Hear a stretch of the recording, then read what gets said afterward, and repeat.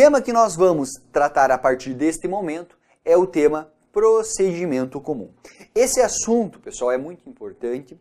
Ele é um assunto bastante extenso, ele toma ali praticamente um quinto, talvez um quarto do nosso código inteiro em termos de regras, ou seja, ele é bastante extenso. E nós temos que estudar essa parte com bastante calma, para que você tenha muito claro na tua cabeça, desde o início do processo, todas as fases, todas as possibilidades que nós temos ao longo de todo o curso, até que a gente chegue lá na sentença, certo? O procedimento comum, ele começa desde quando a ação é proposta, passando por uma série de fases, até a sentença, que é quando o juiz decide a causa, ele dá ali provimento ou improvimento ao apelo da parte autora. Bacana, pessoal, certo? Portanto, é isso que nós estudamos dentro da parte do procedimento comum. E antes de nós iniciarmos propriamente a análise dos pontos aqui do procedimento, eu quero que você saiba o seguinte. Não existe mais, dentro do novo Código de Processo Civil, nós não falamos mais em procedimento sumário, em procedimento ordinário. Agora é o seguinte, pessoal, agora facilitou. O NCPC veio e facilitou nossa vida e disse o seguinte. Nós temos um procedimento comum e temos procedimentos especiais. Tudo o que não for comum é procedimento especial. Ah, professor, ação monitória é procedimento especial? Sim. Ah, professor, ação de cobrança é procedimento especial? Sim. Ah, professor, e juizados? É comum? Não é, então é especial. Vejam, pessoal, nada impede que nós tenhamos procedimentos especiais disciplinados no NCPC e nós vamos ter vários procedimentos especiais disciplinados no NCPC. Se você quiser dar uma olhadinha, só para que você possa se ambientar, não é o momento agora. Você vai lá no 539 e daí lá nós temos assim 2 procedimentos especiais. E daí vem ação em consignação e pagamento, ação de exigir de contas, ação possessória e assim vai. Nós temos uma série de regras, uma série de procedimentos especiais estudados. Só que nós temos também procedimentos especiais para fora do NCPC, como, por exemplo, os juizados. É um procedimento especial, um procedimento específico, que recebe uma disciplina própria e que não observa o procedimento comum. O que nós vamos estudar aqui num primeiro momento, embora a gente vai estudar também mais à frente alguns procedimentos especiais, é o próprio procedimento comum. Vejam, pessoal. Eu vou analisar com vocês, e só para que vocês possam se ambientando, eu fiz aqui um slidezinho adicional, né, no qual eu trouxe algumas fases. Né? Você vai começar estudando comigo a fase postulatória. Né? Fase postulatória, postular é pedir. É o peticionamento, é quando a parte chega perante o Poder Judiciário e diz assim, ó, eu tenho um problema, está aqui minha petição, espero que vocês me ajudem. É isso. Esse é o peticionamento. Depois, pessoal, que nós temos o peticionamento, nós teremos uma fase denominada organizatória. E aí, vejam que tem uma série de itens. Processamento da ação, emenda, complementação, indeferimento da petição inicial, improcedência, liminar. Vejam que isso já são conceitos familiares ao que você já ouviu aqui, ao que nós já estudamos. Audiência de conciliação e mediação, e aqui tem diferença, tem novidades. Contestação, reconvenção, providências preliminares. Daí, pessoal, nós passamos por uma outra fase, a chamada fase de saneamento. E olhem, decisão de saneamento e julgamento antecipado da lide, julgamento esse total ou parcial, tá? O que você vai estudar a partir de agora comigo, até a gente chegar no assunto provas, são essas 3 fases. Ah, professor, tem outras fases? Tem sim. Mas eu vou o tempo todo, e esses slidezinhos eles vão ficar reservados aqui para nós, porque o tempo todo ao longo da nossa aula, o que eu vou fazer? Eu vou fazer referência a eles. Nós vamos estudar uma primeira fase, eu volto no slide e você vê onde nós estamos. Nós progredimos, eu volto para esse slide para que você possa ir compreendendo a evolução em termos macros. O que nós faremos agora? Vamos estudar, por exemplo, a fase postulatória, com bastante detalhe. Aí, a hora que eu termino a fase postulatória, eu volto para esse slide para que você tenha sempre a compreensão macro da coisa. Perfeito, pessoal? Eu acho que é a forma mais didática de nós estudarmos esse conteúdo e é o que nós faremos a partir deste momento, ok? Vejamos. Procedimento comum. Como eu disse a vocês, nós não temos procedimentos ordinários, não falamos mais de procedimento ordinário, nós não mais falamos em procedimentos sumários, certo? Vejam, pessoal. Agora é o seguinte, nós teremos um procedimento comum e procedimentos especiais. E aqui, pessoal, eu vou até puxar com uma outra cor, embora essa classificação fique um pouco estranha, mas a doutrina acaba apresentando aqui, há também a execução. Aquela execução de título jurídico extrajudicial, certo? Vejam só, portanto, seriam esses os procedimentos. O que você vai estudar comigo, né, é o procedimento comum, que vem disciplinado ali a partir do artigo 318 do novo Código de Processo Civil. Portanto, a partir do artigo 318, nós vamos estudar o procedimento comum. E aqui, pessoal, vejam só, nós temos fases desse procedimento comum. Nós temos uma primeira fase, você já viu isso comigo, que é a fase postulatória. Que é a fase do peticionamento, a apresentação lá da petição inicial. Daí nós temos uma fase bem extensa, chamada fase organizatória. Professor, o que nós temos nessa fase organizatória? Vejam só, pessoal. Nessa fase, o juiz vai primeiro analisar a ação, vai ver se é caso de processamento, ele vai ver se não é caso de emenda, de complementação, se não é caso de indeferimento liminar, se não é improcedência liminar do pedido, ele vai citar o réu vai se manifestar, nós teremos a audiência de conciliação para ver se esse processo vai continuar ou se as partes já vão chegar a um acordo e esse processo vai morrer ali só. Aí nós teremos, pessoal, depois, nós teremos a apresentação da contestação. O réu pode, além de apresentar a contestação, pode apresentar uma reconvenção.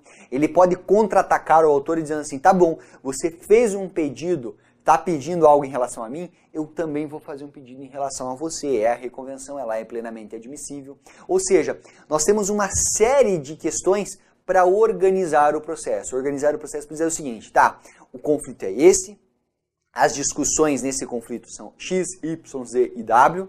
As provas que nós vamos produzir, as questões que nós vamos analisar vão caminhar nesse sentido, ou seja, a gente vai organizar o processo, vai formar o processo, vai trazer terceiros, ou seja, essa é a ideia da fase organizatória, uma fase fundamental do processo. Uma vez organizado esse nosso processo, o que nós temos? Nós temos uma outra fase, que é a fase do saneamento. Depois do saneamento, pessoal, o que nós temos? Nós temos a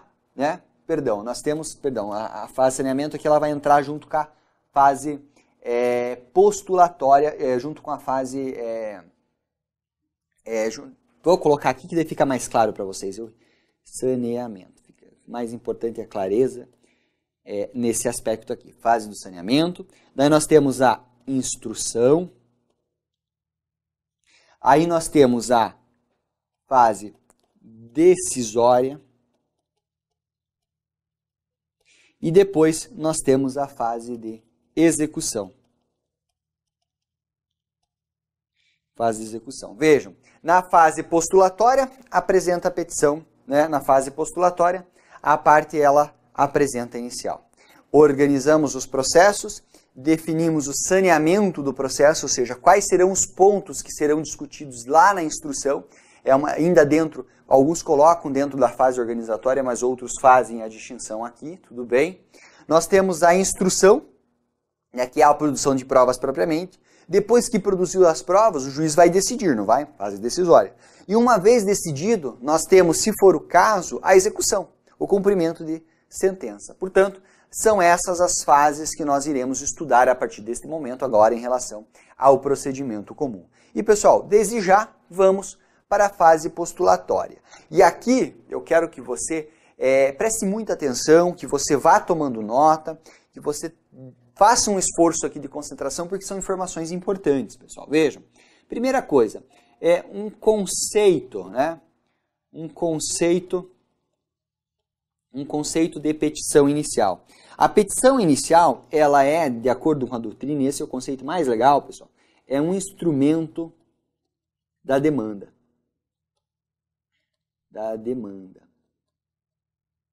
O que seria isso, né? Seria o seguinte, pessoal, por intermédio da petição inicial, a parte diz o seguinte, ó, eu tenho uma lide, eu tenho uma pretensão resistida com relação a outra parte, portanto, eu vou apresentar um instrumento, né? Eu vou apresentar um instrumento, esse instrumento é uma ação, eu vou levar essa ação, essa petição inicial, que ela representa ali formalmente a minha demanda. Isso é petição inicial. Esse é o conceitinho de petição inicial. Portanto, conceito simples aqui que nós temos é este de instrumento da demanda. E vejam, o que eu quero que você entenda é o seguinte: a petição inicial, ela produz efeitos? Quais seriam esses efeitos se ela produzir efeitos? Vejam só, a petição inicial, a doutrina divide esses efeitos da petição inicial em vários aspectos. Vejam, primeiro, pessoal, nós temos a elaboração dela, elaboração da petição e a assinatura. Né? E essa elaboração e assinatura, ela é sem efeito. Como assim sem efeito? A parte faz a petição inicial, ela preparou aqui o documento, né? Ela tem essa petição inicial toda certinha aqui. Mas nessa petição inicial, ela assinou. Esse papel produz algum efeito? Nenhum. Enquanto nós não tivermos o direcionamento dessa petição ao juiz, levado ao fórum, protocolizado, não tem nenhum efeito, certo? Portanto, essa é a primeira coisa. Veja, elaboração e assinatura não interessa.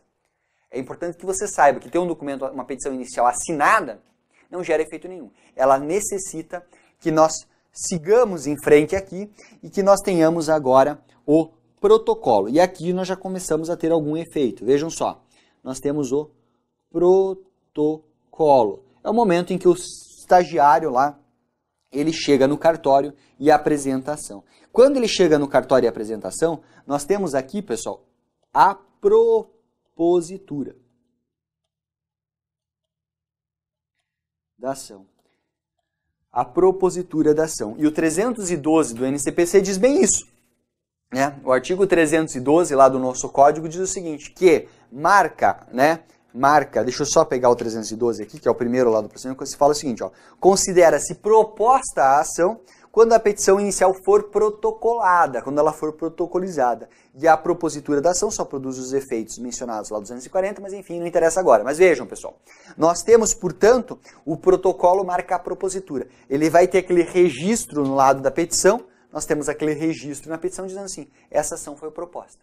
Esse é o momento, naquele dia, naquela hora, naquele instante, houve a propositura da ação. Sigamos, pessoal. Depois que nós temos o protocolo, e agora vem o efeito mais importante aqui em relação à petição inicial, nós temos o que, pessoal? Nós temos o registro e a distribuição. A distribuição você sabe muito bem, que é você pegar entre os juízes competentes para aquela ação e nós darmos aquele processo e diga assim, juiz julgue. Né? Nós vamos dar esse processo a um juiz especificamente. A parte chega, protocola. O cartório faz o registro, que é um ato de documentação, colocando as informações do processo dentro do sistema, e depois o que nós temos? Nós temos a distribuição do processo. E vejam, pessoal, essa distribuição, ela gera dois efeitos fundamentais. Primeiro, a perpetuação. A perpetuação da jurisdição. A perpetuação da jurisdição. E o segundo, a prevenção. Certo?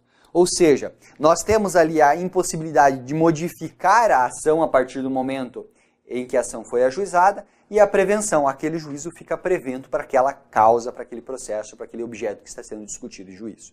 Depois disso, veja, o juiz recebeu, né? Nós temos aqui o recebimento desse processo pelo juiz, nós teremos o despacho inicial. Certo? E veja, por isso que eu vou anotando, pessoal, porque aqui você começa a ter uma ideia de como que fica a ordem, né? Do processo. A parte elabora, assina, protocola, ela é registrada e distribuída e depois chegou até o juiz faz o despacho da petição inicial. E aqui, pessoal, cuidado, tá? Em relação ao despacho da petição inicial, eu vou puxar uma setinha aqui para a gente falar um pouco sobre a questão da prescrição. prescrição. E eu vou falar aqui prescrição, colocar prescrição precária. É um assunto que eu já falei, né? É um assunto que eu já falei, mas é importante que você bem compreenda isso para estudar aqui o direito processual de uma forma geral e para que você possa não ficar com dúvidas aqui em relação a esse assunto. O momento em que a ação é proposta é o momento do protocolo. Falei para vocês, é o item B ali. No momento em que ela é protocolada, nós temos a propositura.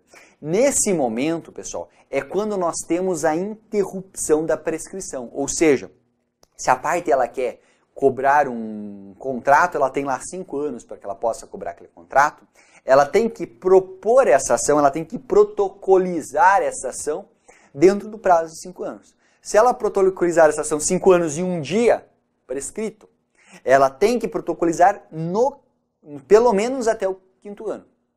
E isso é muito importante porque, olha, a depender do momento que ela protocolar, ela pode ter uma sentença de improcedência liminar, o processo nem será analisado.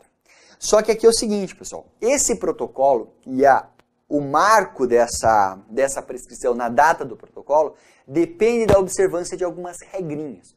Lá no artigo 240, ele fala o seguinte, que é a citação válida que gera o efeito de interromper a prescrição. E essa interrupção da prescrição ela vai retroagir à data do protocolo se houver uma citação regular.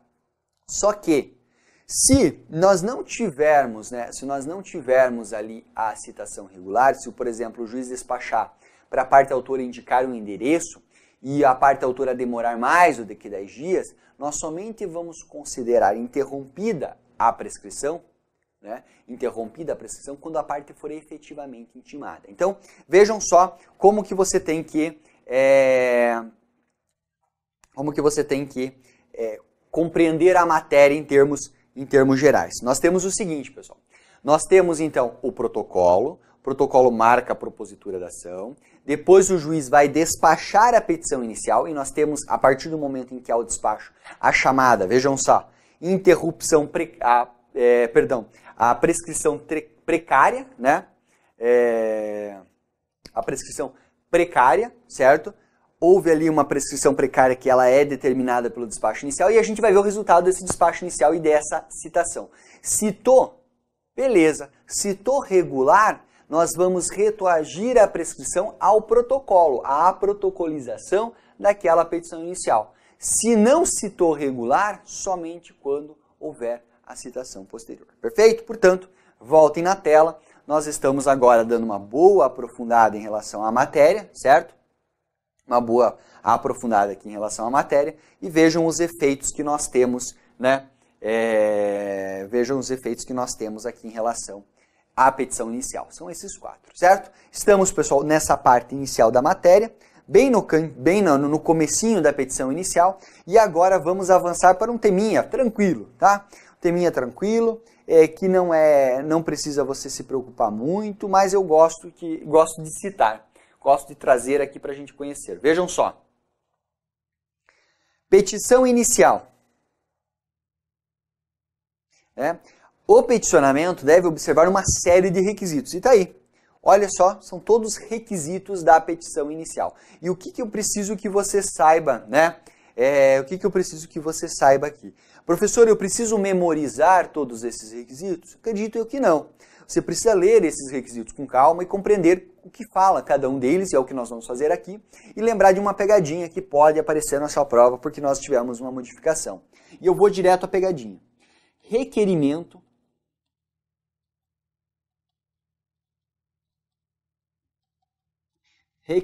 de citação. Pessoal, o que é esse requerimento de citação? Vejam, vem cá comigo na tela.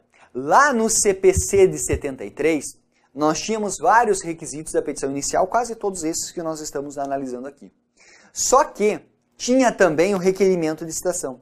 O autor devia formular a petição inicial e entre os requisitos, entre as coisas que ele devia colocar nessa petição era: juiz, cite o réu. Se a parte autora não fizesse isso, o juiz ia intimar a parte para que ela emendasse a petição inicial. Diga assim, ó, peça, porque se você não pediu, eu não vou citar. É um absurdo, não é? Sim, é um absurdo. Era um formalismo que nós tínhamos no CPC de 73. Agora, no CPC de 2015, não existe mais isso, certo? Portanto, pessoal, para uma questão objetiva de prova, cuidado, tá? Não há mais esse requerimento de citação. Nós não temos mais a previsão desse requerimento de citação comum dos requisitos da petição inicial. Agora vejamos lá cada um deles. Veja, pessoal. A petição ela é escrita, certo? Ela não pode ser apresentada, em regra, de forma verbal. Temos exceções? Sim, temos exceções, mas ela é escrita. Vejam, indicação do juízo conforme as regras de competência. Isso mesmo, você vai indicar o juízo, né? Quero distribuir essa ação para um determinado juízo da comarca aqui de Cascavel, por exemplo, um juízo civil da comarca de Cascavel. Qualificação das partes. Você vai colocar o nome do camarada que você quer entrar. Você coloca primeiro o teu nome, o teu prenome, o teu estado civil, a tua profissão, o teu CPF, se for o caso, o CNPJ, a depender da situação, o endereço eletrônico, né, o seu domicílio, residência, isso tanto da parte autora quanto da parte ré. Pessoal, indicação da causa de pedir. E aqui, em relação à causa de pedir, você tem que lembrar que nós adotamos a teoria, aqui é um pouco mais aprofundado, tá, pessoal? Mas nós adotamos a teoria da substanciação. Mas como os concursos estão cada vez mais complicados, é importante que você saiba isso. Professor, o que significa essa teoria da substanciação? Ela significa que a causa de pedir ela é composta pelos fatos e pelos... Tá, vamos fazer o seguinte. Pelos fatos e fundamentos jurídicos do pedido. Vou trazer aqui, professor, uma tela em branco. Vejam só. Em relação à causa de pedir, certo? Em relação à causa de pedir. Nós temos duas teorias. Nós temos uma primeira teoria, que é a chamada teoria da individuação.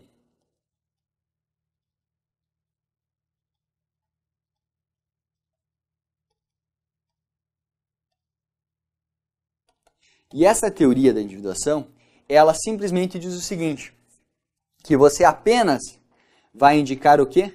Os fundamentos jurídicos.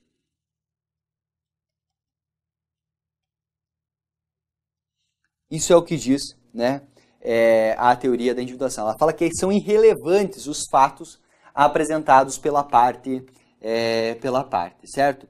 E daí nós temos também a teoria da substanciação, que é, né, eu já vou colocar aqui na anotação aqui para que você não esqueça, é o que nós adotamos no CPC, certo? E essa teoria da substanciação, ela diz o seguinte, que o pedido, né, ele deve conter os fatos mais os fundamentos.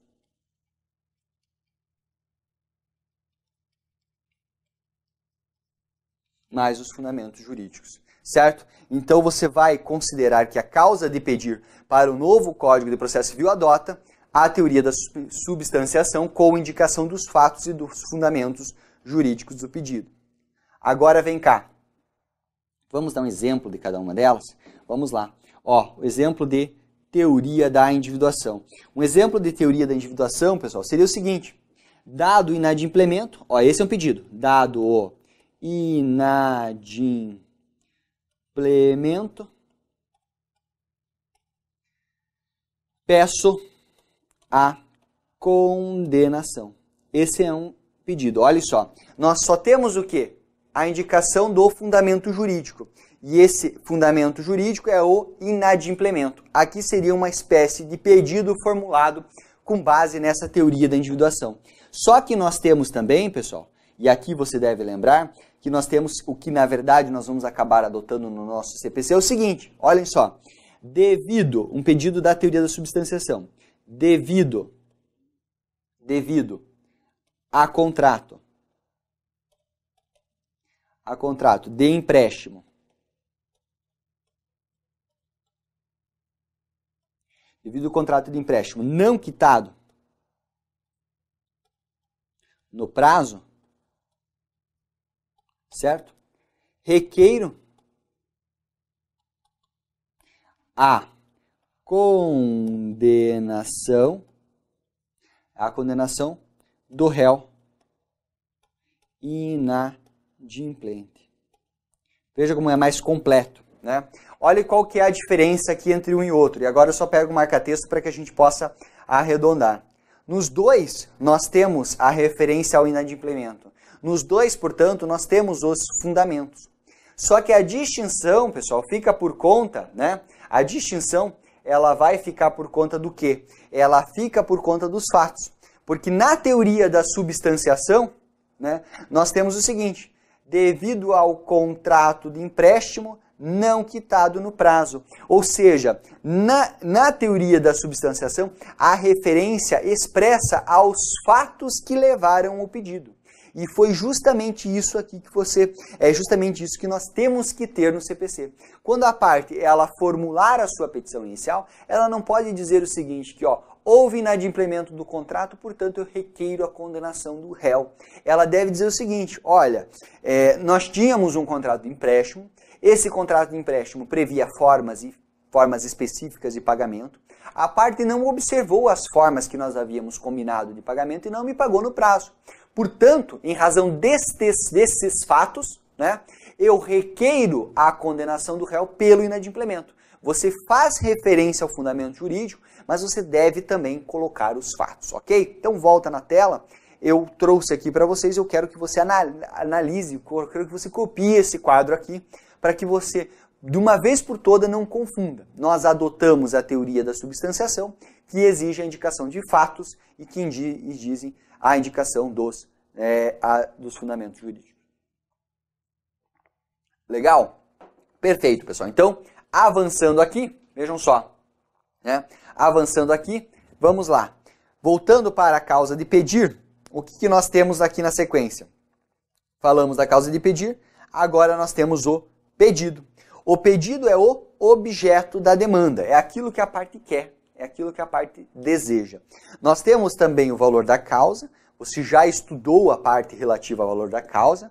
Você tem também o protesto genérico por provas, e olha, é um protesto genérico. Cuidado com questão objetiva. Ah, é um protesto específico? Não. O que significa esse protesto? Lá no rol dos pedidos, lá depois que a parte formulou toda a ação, ela assim, ante o exposto requer o acolhimento da petição, o acolhimento da petição e a procedência o acolhimento da petição inicial e a procedência do pedido. A produção de provas segundo os meios legais e legítimos admitidos em direito. Ou seja, a parte não especifica. Ela não diz assim, eu quero a oitiva do Zé, eu quero eu quero a realização da perícia em relação a determinado fato. Ou seja, ela não descreve especificadamente quais as provas. Ela deve pedir que haja protestar pela produção de provas. Perfeito? Retorno na tela. Vamos lá, pessoal. Nós temos também a opção pela realização de audiência de conciliação ou mediação. Aqui é importante e desde já vem comigo. Por quê? Porque aqui é o seguinte, pessoal. A parte autora, ela pode dizer assim, eu quero realizar uma audiência de conciliação e mediação, ou eu não quero. Assim, eu não vou fazer com acordo com esse cara. Eu quero a ação até o final, ele pode optar. E ele já deve indicar na petição inicial. Se ele não indicar, presume-se que ele quer, certo? Portanto, esse é um dos requisitos da petição inicial. Vamos lá. Nós temos também a indicação dos documentos indispensáveis. Nós temos também a capacidade postulatória, ou seja, a apresentação da procuração, né, do mandato com outorga de poderes. Nós temos também alguns requisitos específicos, a depender da ação. Mas esses são os requisitos da nossa petição inicial. Legal, pessoal? Perfeito? Tá bom, professor. Isso é cobrado em prova? Como que isso pode ser exigido na minha prova? Ok? Vamos avançar que eu já mostro aqui para vocês como que isso foi cobrado já em provas. Olhem só. É requisito da petição inicial a formulação de pedido com as suas especificações. De acordo com o novo Código de Processo Civil, assinale. Vamos lá. Na ação que visar ao cumprimento de obrigação em prestações sucessivas, e aqui a gente já vai começar a falar um pouquinho sobre o pedido, certo? Só para que a gente possa fazer um contraponto aqui. Na ação inicial, né, que visar ao cumprimento de obrigação em prestação sucessiva, Essas só serão consideradas incluídas no pedido mediante declaração expressa do autor. Cuidado, pessoal. Isso aqui está errado, você já vai analisar e é importante desde já que você saiba que é o seguinte. O artigo 315 diz que nós temos alguns pedidos que eles independem de pedido de referência expressa. É o caso de prestação sucessiva. Qual que é a ideia? A parte tem um aluguel, né? Eu tenho lá, eu alugo um imóvel para você. Você não paga as prestações, você não paga lá o valor mensal do aluguel, atrasou 2 vezes. Eu cobrei você, já falei, poxa, me paga, eu estou precisando do dinheiro e tal, você não me paga. Eu entro com uma ação contra você para cobrar esses 2 aluguéis atrasados. Aí no curso do processo, a terceira, a quarta, a quinta, a sexta parcelas estão vencendo. Eu pergunto, eu preciso dizer na minha petição inicial que eu quero que você seja condenado em relação a essas parcelas atrasadas e as parcelas que porventura vierem a vencer no curso do processo? Não preciso.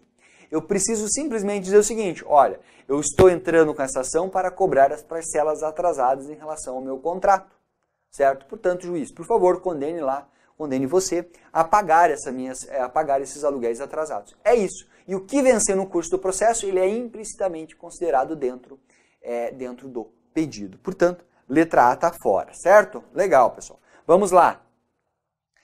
Letra B.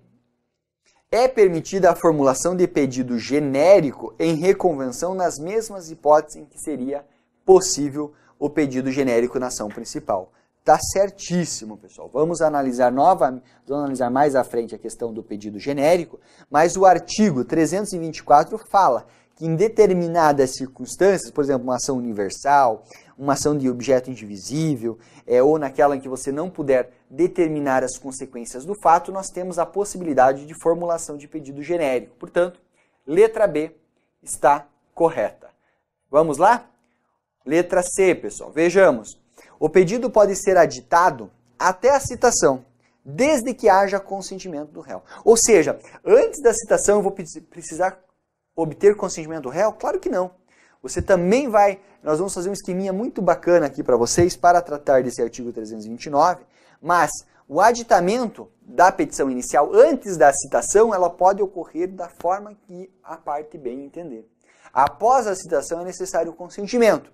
E uma vez chegada a fase de saneamento, não pode mais. Certo? Beleza, pessoal. Vejam só. Letra C, então, está fora. É lícita a acumulação em um único processo contra o mesmo réu de vários pedidos, desde que entre eles haja conexão, ainda que entre eles não haja conexão. Ou seja, pessoal, como assim? Eu posso, por exemplo, tenho 2 cheques, você me deu 2 cheques. Eu depositei os cheques e esses cheques voltaram. Um cheque é de uma prestação de serviço, de uma pintura que seria feita lá na minha casa. O outro era de um reparo do portão, de uma outra casa que porventura eu tenho, sei lá. É um caso concreto aqui que eu bolei agora. Nesse caso, são 2 cheques totalmente distintos. Há conexão entre esses dois contratos. Um era uma prestação de serviço numa casa. Outro era o conceito de um portão numa outra casa. Ou seja, são coisas que não têm nada a ver uma com a outra. Eu preciso entrar com 2 ações? Uma para cobrar um cheque, outra para cobrar outro cheque? Não. Se você é o devedor dos 2, eu posso entrar com cobrança dos 2 cheques numa mesma ação. Então não precisa que nós tenhamos ali, não é necessário que nós tenhamos conexão entre esses 2 pedidos. Isso é o que tem lá no artigo 329, certo? Vamos anotar aqui, pessoal, né? O 329 do NCPC. Bacana? Show de bola. Vejam, e por fim, é vedada a acumulação de pedidos se para cada um deles corresponder a tipo diverso de procedimento. É isso, pessoal. Você só pode acumular os pedidos se o tipo de procedimento for o mesmo. Ainda que o autor empregue o procedimento comum, não. Desde que se o autor quiser empregar o procedimento comum para todos, tudo bem. Dentro do procedimento comum cabe tudo, certo? Dentro do procedimento comum cabe tudo. O que não pode por exemplo, a parte vai cobrar um contrato de 100 mil e um cheque de 50 reais. O cheque de 50 reais ela podia cobrar lá no juizado especial, não podia? Podia. Só que esse cheque de 100 mil não. Esse contrato de 100 mil não. Esse contrato ele necessariamente deve ser proposto perante o juizado, portanto, a justiça, uma vara civil comum, não pode ir para o juizado. Nesse caso, ele pode cobrar os dois cheques numa mesma ação? Pode. Mas daí ele vai cobrar onde? No procedimento comum. Certo? Ele pode trazer esse cheque de R$50 para cobrar no procedimento comum, que ele não pode elevar o contrato de 100 mil lá para os juizados especiais. Então, se houver procedimentos diferentes, porque num era juizado e outro era o comum, ele pode adotar o comum para os dois. Perfeito? Portanto, vejam cá, essa é a letra B, gabarito da nossa questão. Ótimo, pessoal. Vamos lá. Deixa eu só anotar aqui. Para vocês. Não se desesperem, não fiquem preocupados, nós vamos estudar esses dispositivos com vocês com calma. É só para que vocês vejam, né? Só para que vocês vejam como esses assuntos podem ser cobrados em prova, como essa parte pode ser exigida de vocês. Nós estamos ainda nessa fase inicial, nessa fase postulatória, né, pessoal? E vejam, nós vimos aqui, né, principalmente nesse slide, uma série de requisitos, né? Uma série de hipóteses que nós deveríamos observar aqui em relação à petição inicial. E se a pessoa, né? E se a pessoa formular um pedido, formular uma petição inicial e não colocar todos esses requisitos? O que o juiz faz? Vejam só, pessoal. Nós temos a possibilidade de emenda.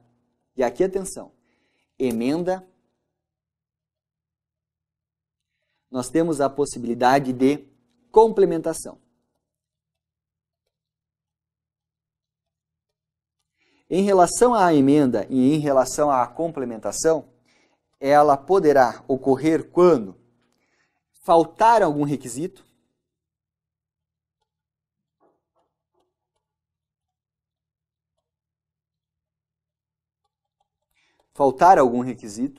ou houver algum defeito. Defeito ou irregularidade. Defeito ou irregularidade a ser sanado. E o que eu quero que vocês saibam, né, com muita atenção aqui, com muito cuidado, aqui é o prazo. Esse prazo é recorrente em prova, tá? 15 dias. O juiz, se ele identificar, por exemplo, que a petição inicial não tem pedido, se ele identificar que a petição inicial não tem valor da causa indicado, ele vai intimar a parte para emendar ou para complementar a petição inicial no prazo de 15 dias, certo? E se a parte não fizer isso, extingue o processo sem resolução do mérito, certo? Se a parte não atender, eu vou colocar aqui assim, ó, não atender, nós temos a extinção sem julgamento do mérito. Ah, professor, qual que é o fundamento lá dessa extinção sem julgamento, né, desse julgamento do mérito? Está lá no artigo 485, pessoal, conforme nós havíamos estudado, no 4851 do NCPC, certo? Só para anotar aqui para vocês, vai extinguir sem julgamento do mérito com fundamento no artigo 4851 que nós já estudamos, certo? Portanto, é isso aqui. Se houver ausência, se nós não tivermos a indicação de algum requisito específico, nós temos a intimação pelo juiz para, no prazo de 15 dias, a parte complementar ou emendar a inicial. Se ela não fizer, o juiz faz o quê? Extingue o processo em julgamento do mérito. Diz assim, ó, a tua petição está com problema. O teu processo não preenche os seus requisitos. Portanto, eu não tenho como analisar, né? Eu não tenho como analisar o seu pedido, certo? Portanto, é isso que nós temos, aqui em relação à petição inicial. Agora, pessoal, vamos falar especificamente a respeito do pedido, né? Eu falei para vocês que o pedido nada mais é, né, ele pode ser aí conceituado como o objeto do processo.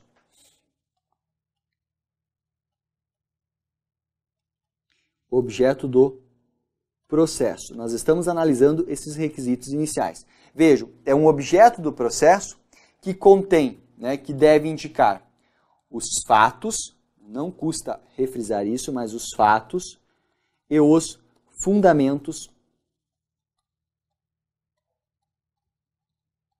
jurídicos do pedido. Certo? Perfeito, professor. Fato e fundamento jurídico. Vou tirar o do pedido aqui porque é o que importa. Beleza. Objeto do processo, fato e fundamentos. E aqui é o seguinte, eu trouxe isso porque eu preciso que você saiba distinguir o pedido em pedido imediato e pedido imediato. Isso aqui gera confusão, tá? Mas é bem fácil, pessoal.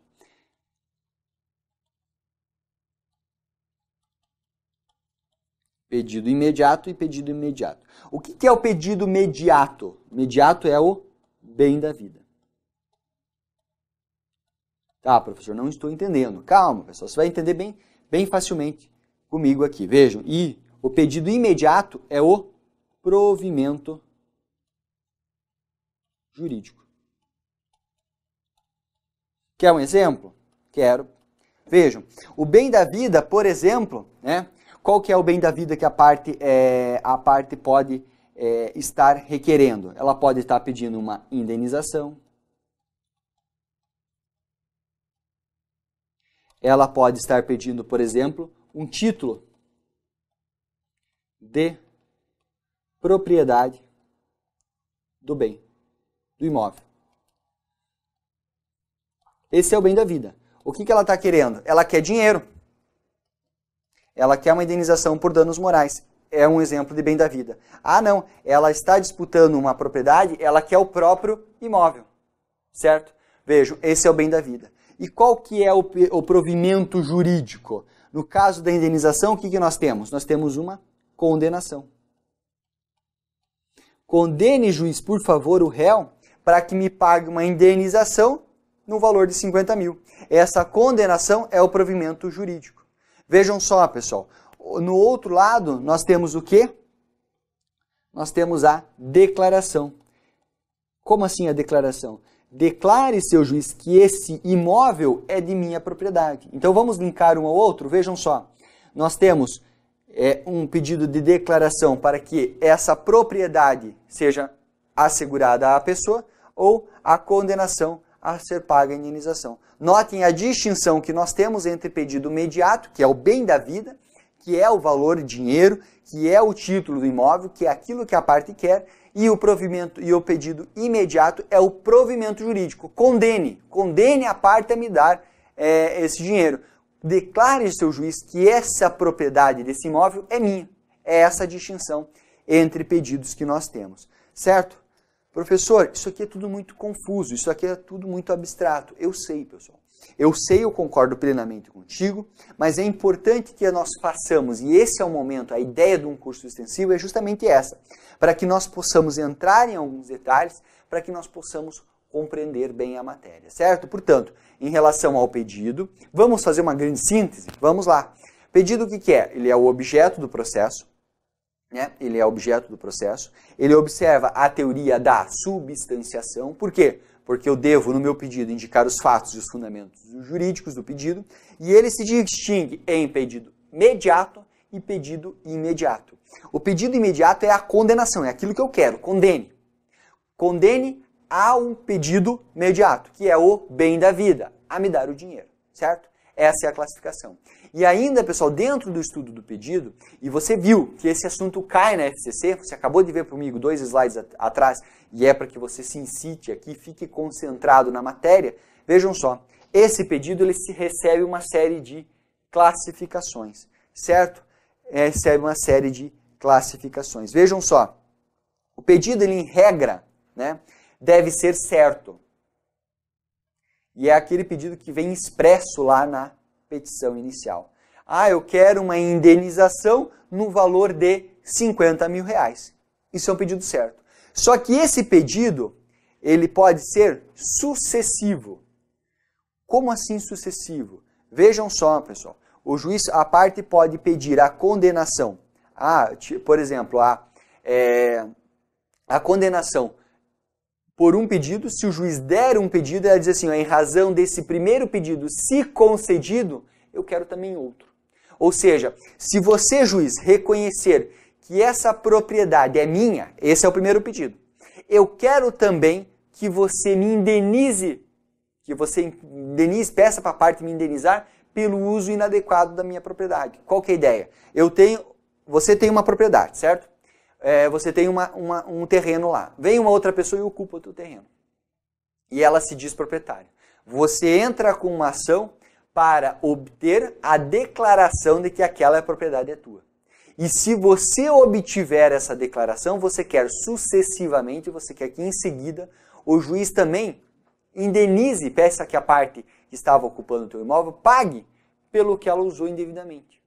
Certo? É um pedido sucessivo. Se o primeiro pedido não for julgado procedente, o juiz disser, não, a propriedade não é tua, aquele terreno é teu, você não vai pedir indenização, porque se o terreno é teu, você não tem direito à indenização. Agora, se o terreno for assegurado a você, sucessivamente você pode pedir a indenização, certo? Essa é a ideia do pedido sucessivo. Vejamos o que eu analisei ali para vocês, o que eu coloquei ali para vocês. Vejam, são vários os pedidos formulados com uma ordem de preferência.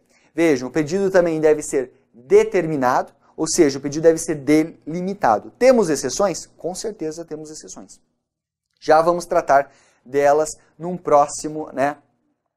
Já vamos tratar dessas hipóteses num próximo slide. Vou deixar uma setinha aqui só para você ficar na sua cabeça. Temos também, pessoal, o chamado pedido alternativo. Né? E qual que é a ideia do pedido alternativo aqui? Você pede ao juiz uma coisa ou outra. Para você, tanto faz. Juiz, condene a parte para uma coisa ou para outra. O que vai condenar, o juiz que vai decidir, certo? Mas eu quero uma condenação, uma ou outra. É o pedido alternativo. E o pedido subsidiário, que é o último que eu coloquei ali, é o seguinte. Tá, se você não der, meu pedido principal é esse. Se você não me der o pedido principal, eu quero que subsidiariamente você me dê outro, certo? Vejam só. Portanto, pessoal, olha aqui. O pedido subsidiário, você pede o acolhimento de um pedido subsidiário na hipótese de não ser acolhido o pedido principal, certo? Portanto, eu trouxe uma tabelinha que exemplifica aqui as distinções em relação a cada um desses pedidos. No sucessivo, nós temos preferência. No pedido alternativo, nós não temos preferência, certo? E no pedido subsidiário, você só vai analisar o pedido subsidiário se não for acolhido o principal, tá bom? Então, cuidado para não confundir aqui cada um desses princípios. Só algumas observações, pessoal. Em relação a esse pedido certo, você deve lembrar que o pedido ele inclui o principal, a indenização que eu quero, meus 50 mil, mais, né, a correção monetária, mais a correção monetária, mais a sucumbência. O que é isso? As despesas do processo, honorários de advogado, enfim, tudo que for condenado. Portanto, pessoal, vejam só. O pedido ele inclui o principal, a correção monetária e a sucumbência. E outra informação importante, porque isso aqui eu vou até anotar com uma outra cor, porque isso nós tivemos, na verdade, algumas modificações em relação, né, nós tivemos algumas modificações em relação ao CPC anterior. Vejam só, pessoal, cuidado, que hoje, na interpretação dos pedidos, nós vamos levar em consideração o conjunto de pedidos formulados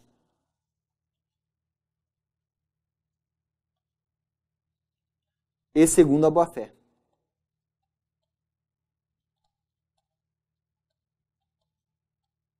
Por que eu estou colocando isso? E eu vou colocar aqui ó, bem grande. Ó.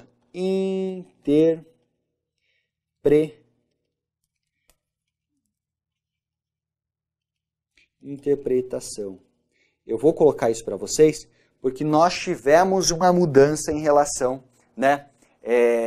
Nós tivemos uma mudança em relação ao CPC de 73. Lá no CPC de 73, os pedidos eles eram interpretados de forma restrita, não é isso? Isso é o que estava no CPC de 73. Nós não temos mais essa regra no novo código. Em relação aos princípios, em relação aos pedidos, agora no novo Código de Processo Civil, nós faremos uma interpretação conjunta, uma interpretação global e segundo a boa-fé. Não é mais uma interpretação restritiva. Ou seja, qual que é a ideia aqui?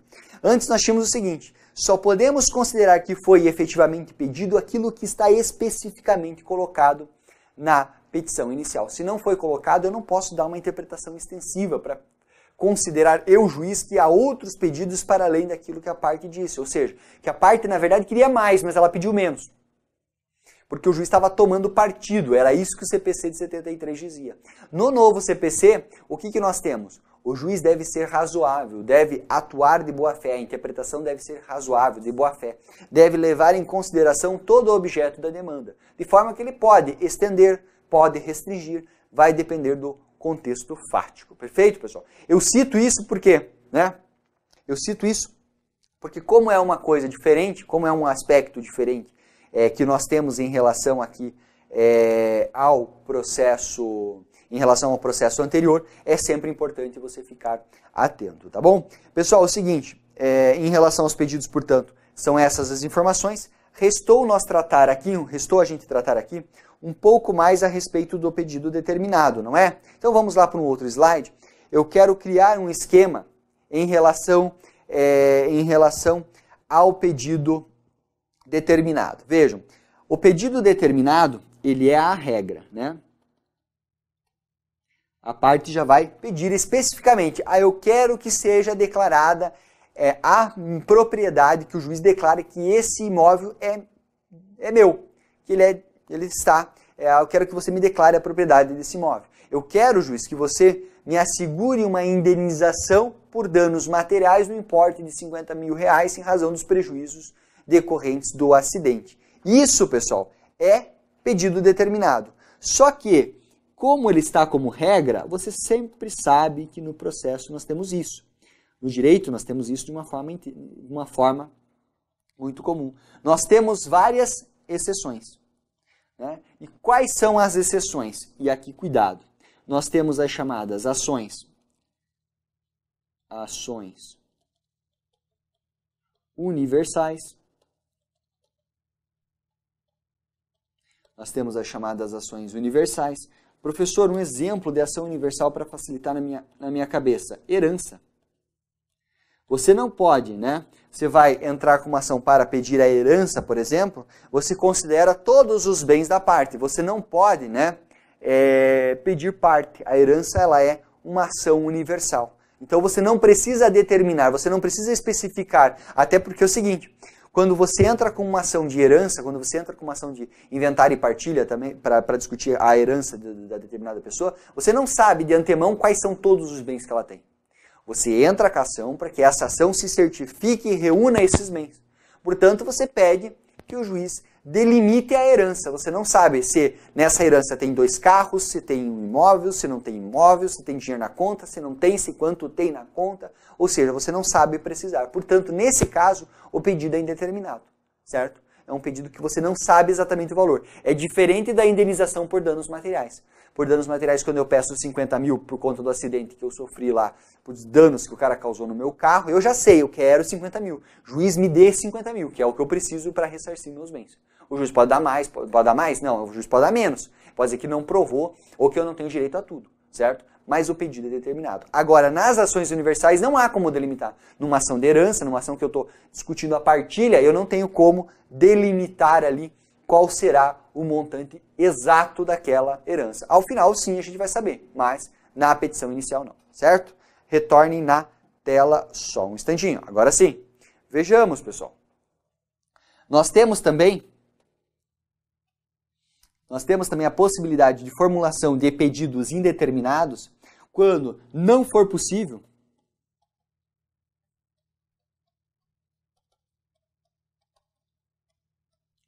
determinar as consequências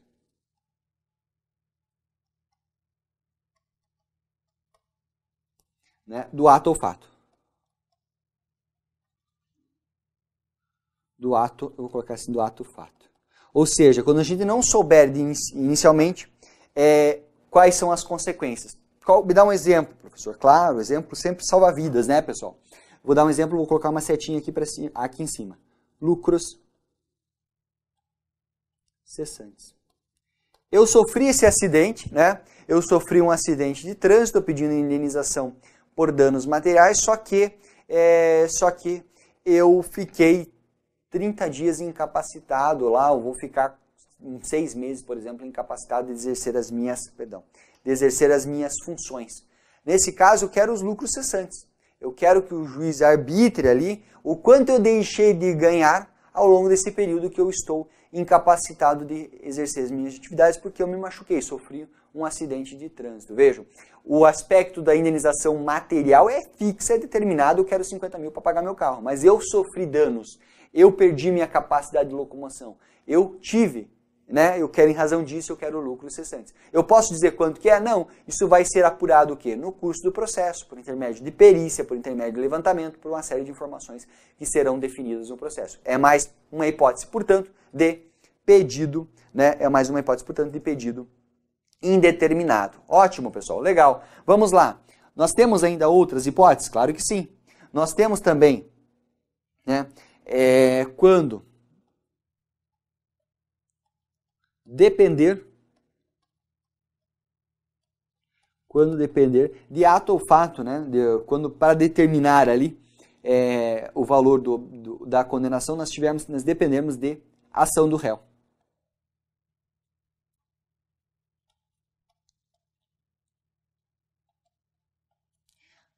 Professor, um exemplo, prestação de contas.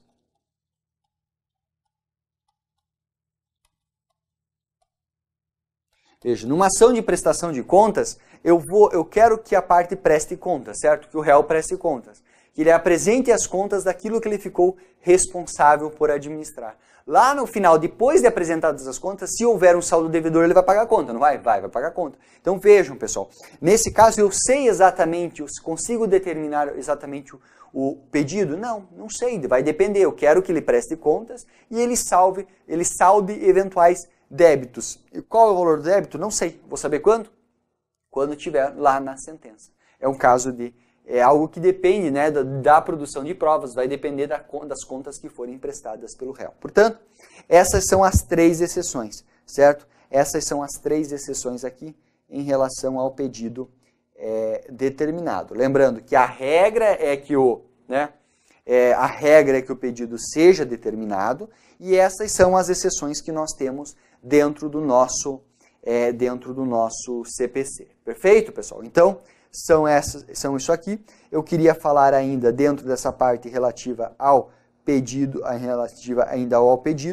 a respeito da cumulação de pedidos. Vejam, são uma série de regras e a parte de cumulação de pedidos está no artigo 327, pessoal. Deixa eu anotar aqui com vocês e depois vamos dar uma lidinha juntos para que a gente dê uma variação aqui na forma da didática para que vocês não cansem.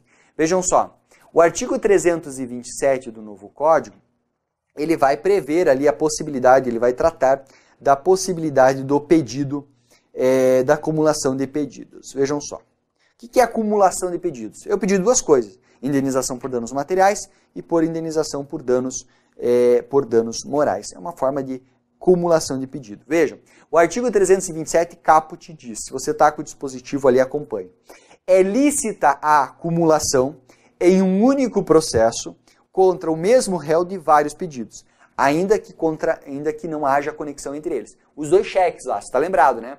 Tenho 2 cheques, um pela pintura da casa, outro pela reforma do portão de outro imóvel. Posso cobrar os 2? Pode. Só que para que nós possamos ter essa acumulação, devemos observar alguns requisitos. E olhem só, né? O parágrafo 1º diz assim, são requisitos de admissibilidade da acumulação. Primeiro, que esses pedidos sejam compatíveis. Então vamos lá anotar, pessoal, vejam. Nós temos o seguinte, requisitos, né? Requisitos para acumulação.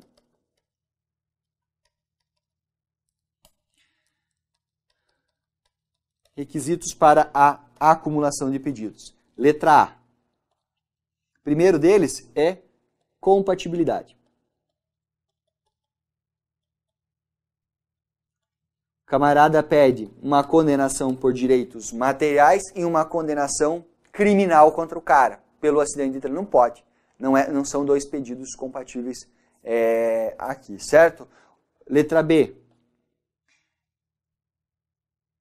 Perdão, aqui está a competência. Né? Aqui sim, o cara pede uma reparação civil e pede uma reparação penal no mesmo pedido. Não pode, porque o juiz civil não é competente, né? Não é competente para o processo criminal. Compatibilidade é o cara pedir, por exemplo, né, que a parte ela reforme ou que ela reforme, por exemplo, o cara fez a pintura errada, que o cara remova a pintura toda ou que ele refaça a pintura. Tem que ver se são pedidos compatíveis. Letra C, nós temos aqui a adequação do procedimento. Já falamos também disso, né?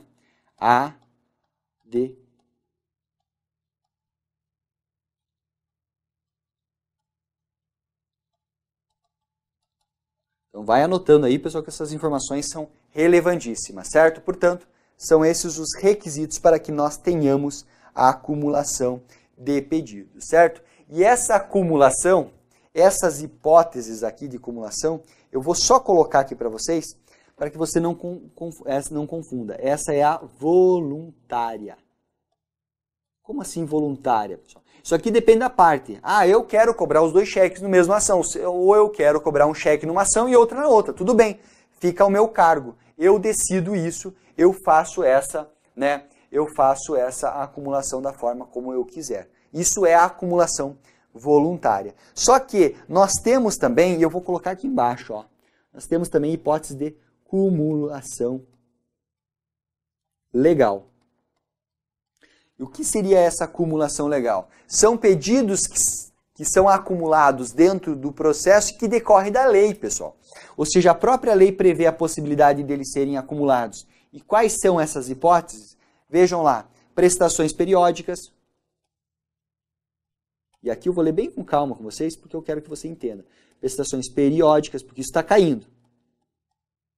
Prestações periódicas, consectários legais. Professor, não estou entendendo. Calma, professor, já vai entendendo, já vamos estudar. Artigo 322 e 323. Honorários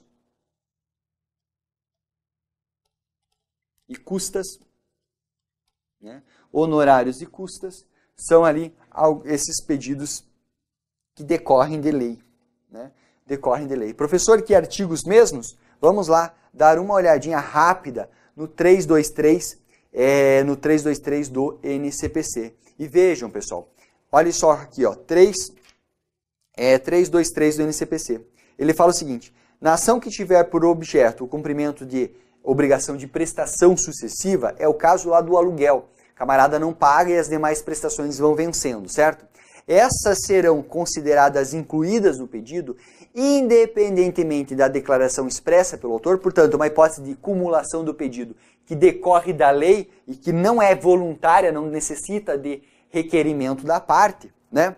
E serão incluídas na condenação enquanto durar a obrigação, se o devedor no curso do processo deixar de pagá-las ou de consigná-las. Ou seja, se a parte, você entra com a ação por causa do atraso de 2 meses e no curso do processo nós temos o atraso de mais 8 parcelas totalizando 10, todas elas estarão incluídas. Essas 2 farão parte do pedido inicial e essas outras 8 prestações que venceram, elas decorrem, são prestações sucessivas que a própria lei diz que estão incluídas. É o artigo 323 e vejam, isso caiu na questãozinha do TRE São Paulo que nós vimos. E também, pessoal, nós temos lá, dentro da acumulação do pedido, vejam só, 322 diz o seguinte, que o pedido deve ser certo.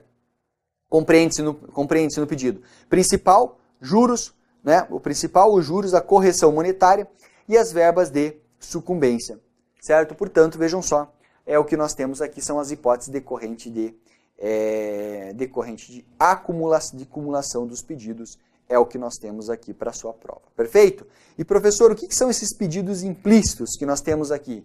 Esses pedidos implícitos são aqueles que nós não precisamos nem mesmo que a parte requeira, né? Que são esses consectários legais, que são esses honorários e custas. Decorrem de cumulação legal. Só para que você lembre, a parte não precisa pedir juros.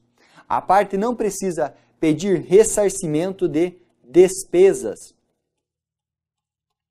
Se ela ganhar o processo, quem vai pagar as despesas e quem vai pagar os honorários é a parte réu. a parte ré. E também a correção monetária, certo? A correção monetária. Ótimo, pessoal. Legal. Portanto, essas são as informações em relação ao pedido. Eu deixo um pouquinho aqui na tela, você toma nota. Enquanto isso, eu dou uma rápida respirada e nós vamos seguindo para falar de pedidos e daí faremos uma questãozinha de prova, tá bom? Vamos lá, pessoal.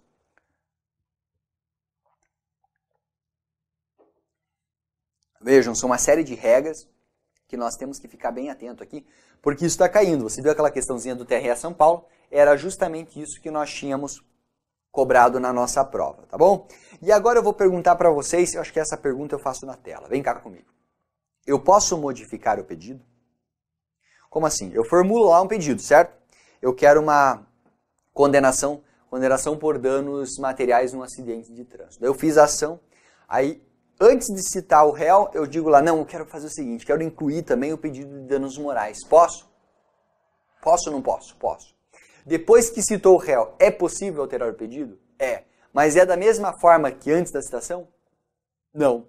Nós precisamos do consentimento. E eu posso alterar esse pedido até quando? Né? Pessoal, vejam cá na tela. Isso aqui é importantíssimo. É um assunto que sempre cai. Olhem só. Alteração do pedido e da causa de pedir. Certo? Do pedido. O que é o pedido? Objeto do processo. Agora se começa do processo. Lembra lá do carro, lembra da condenação, pedido imediato, pedido imediato. E nós temos também a causa de pedir. Causa de pedir, você lembra que são os fatos e os fundamentos. Ou seja, eu posso alterar, né? Eu posso alterar. Olha que legal. Eu posso pedir a alteração tanto do objeto do processo, tanto do pedido, como dos fatos que eu trouxe na ação, como dos fundamentos jurídicos, certo? Tudo isso pode ser alterado, só que você tem que cuidar se ela é antes da citação, se ela é após a citação ou se ela é após o saneamento. Vejam só, antes da citação, liberalidade da parte autora. Ela pode alterar. Por quê? Porque a parte não foi citada. Ela altera, o juiz recebe essa emenda à petição inicial e determina a citação. Tudo bem. Eu coloquei só indenização por danos materiais, agora eu quero acrescentar indenização por danos morais. Posso fazer isso e não tem irregularidade nenhuma. Show de bola. Após a citação, aí eu preciso do quê? Do consentimento do réu. O réu deve consentir. Se não tiver o consentimento do réu, não é possível, né? Não será possível a citação. Certo? Perfeito. E, pessoal, após o saneamento não pode mais alterar. Uma vez saneado o processo, não tem como eu alterar o pedido, não tem como eu alterar o fato, nem como eu alterar o fundamento jurídico do pedido. Por quê? Porque, pessoal, qual que é a ideia do saneamento? Sanear é você dizer o seguinte, você delimitar, você estabelecer que, deste processo, a discussão lá na instrução, o que precisa ser discutido na instrução é a questão da culpa, é a extensão do dano. E para isso, nós vamos fazer o quê? Nós vamos produzir tais provas para ver se produzir uma prova, uma perícia técnica, para ver a responsabilidade do autor, para ver se o acidente foi causado, ou se a responsabilidade do réu, se foi causado pelo réu. Nós vamos proceder à instrução. Se você permitir a alteração do fato, fundamento ou do pedido, dos fatos, do fundamento ou do pedido, após o saneamento, nós temos que sanear de novo. Nós ficamos num eterno looping. Nós passamos o saneamento, aí a parte altera, tem que voltar para o saneamento. Ou seja, não pode. Portanto, são 3 momentos distintos. Antes de citar, a parte autora faz o que quer. Depois que citou, o réu tem que consentir. E uma vez que nós tivemos a decisão de saneamento do juiz lançada nos autos, não pode mais alterar pedido e causa de pedido. Ok? Vem na tela, toma nota, é isso que nós temos. Tá? Assunto importante, tá, pessoal? Tá bem? Só um instantinho. Perdão, pessoal. Garganta pegando um pouquinho. Vamos lá fazer uma questão? Vejam só. TRF da 2ª região. Questão realizada pela Consulplan. Vejam só. Nós temos lá. com base nas hipóteses legais que autorizam a suspensão do processo, conforme previsto no novo Código de Processo Civil, analise as afirmativas a seguir. Vejamos, o processo pode ser suspenso por convenção das partes, e agora você já esqueceu? Acho que não, né, pessoal?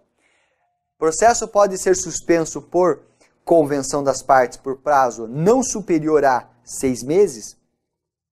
Certo ou errado? Certíssimo, pessoal, isso mesmo. É o que nós temos lá no 311, item, né, 311. Agora, rapidamente aqui, vocês me corrigem qualquer coisa, mas eu acho que é o item 2, né? Isso mesmo. Item 2. A arguição de impedimento ou de suspeição não autoriza a suspensão do processo? Pelo contrário, autoriza sim. 311, inciso 3, conforme nós vimos. Item 3. Se o conhecimento do mérito depender da verificação de existência de fato delituoso, e agora para você não errar, fato delituoso nós temos duas hipóteses. Antes, vou colocar aqui, para ajuizamento, e para, nós temos duas regras, para julgamento na área penal. Para o ajuizamento, qual que é o prazo? Né? Para ajuizamento, qual que é o prazo? Só um pouquinho, travou? Voltou. Para ajuizamento, o prazo é de 3 meses. Para julgamento, o prazo é de 1 ano. Então, vamos lá. Se o conhecimento do mérito depender da verificação da existência de fato delituoso, o juiz pode determinar a suspensão do processo, até que se pronuncie a justiça criminal. Tá certo ou tá errado? Tá errado, pessoal. Por que tá errado? Porque nós temos prazos. Nós temos prazos para que haja a suspensão. Ela pode determinar, veja só, a questão foi tratada de forma genérica. Me confundi aqui, acabei trocando as bolas. Vamos lá. Vamos passar aqui, pessoal, vejam só. A primeira delas. O processo poderá ser suspenso por convenção das partes por prazo não superior a 6 meses. Então, essa aqui está certa. Item 2. A arguição de impedimento de suspeição não autoriza, pelo contrário, ela autoriza, então essa aqui está errada. Certo? E a letra 3. Se o conhecimento do mérito depender da verificação da existência de fato, o juiz pode determinar a suspensão? Sim, até que se pronuncie a justiça criminal. Essa é a ideia, só que tem prazo. Não está errada, portanto, essa letra C, embora ela esteja incompleta. Né? A questãozinha da Consulplan sempre pega a gente, pessoal. Vejam só, portanto, no gabarito dessa nossa questão é a letra C. Ok? Legal? Concordam? Não concordam? Vejam só, ela não fala na letra C o prazo. Mas ela diz que é possível suspender, sim, até o julgamento. Tudo bem, é possível, sim, suspender até o julgamento. Não está errada não está errada, portanto, essa assertiva. Legal? Vem cá comigo, pessoal, na tela. Finalizamos aqui mais uma questãozinha. E lembra que eu falei para vocês que nós íamos ficar conversando com um outro slide que nós temos? Tudo isso que nós analisamos agora, vejam cá na tela, é só para tratar do peticionamento. Então, você estudou comigo as regras relativas ao peticionamento. Ou seja, nós finalizamos, pessoal, a parte relativa à fase instrutória, a apresentação da petição inicial e todos os seus requisitos, principalmente o estudo dos pedidos, né? Que nós temos aí uma série de informações. Agora, nós vamos passar a falar do quê? Nós vamos passar a falar do processamento, nós vamos passar a falar da emenda e da complementação da petição inicial, certo? Vejam só, nós estamos prosseguindo aqui bem devagarinho, mas nós estamos dando sequência na nossa análise. Então, vem na tela aqui, que eu vou retornar para aqueles slides que nós estávamos estudando. E agora, pessoal, nós vamos começar a falar da admissibilidade da petição inicial, certo? A admissibilidade da nossa petição inicial. E a admissibilidade da petição inicial, ela vai envolver 3 fases iniciais aqui. Ela envolve, pessoal, primeiramente, a questão da emenda, complementação,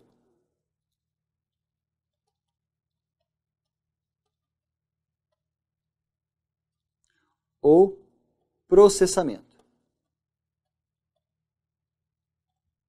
O juiz recebe a petição inicial, o que ele vai analisar, pessoal? Né? O juiz recebe a petição inicial, ele vai, deixa eu só retificar aqui. Emenda não, né? Emenda. Isso, agora sim. O juiz recebeu a petição inicial, ele vai verificar se não é caso de emenda ou complementação, ou se é caso de processamento. Se não precisar emendar nada, né? Se não precisar complementar nada, nós vamos para o processamento da petição inicial, certo? Primeira coisa. Aí, depois disso, o que nós temos?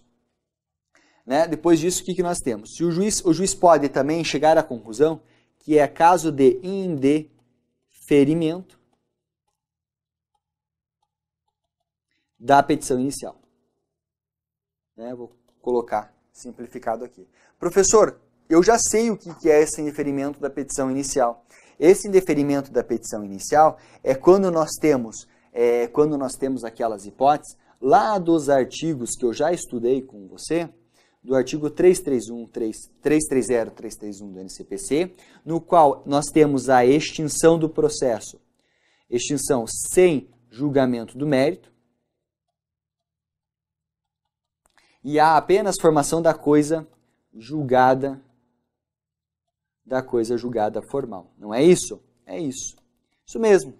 É o que nós já vimos lá com vocês. E neste caso nós temos o quê? Nós temos vícios, né? Nós temos vícios na própria petição. Nós temos vícios na própria petição.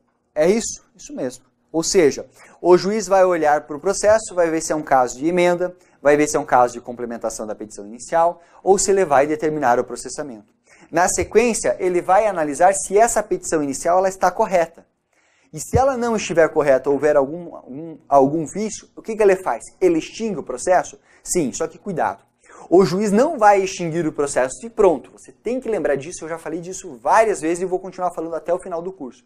O juiz não pode extinguir o processo por faltar algum dos requisitos, algum vício na petição, ele não pode indeferir diretamente. Ele deve primeiro oportunizar a parte que ela emende, que ela complemente.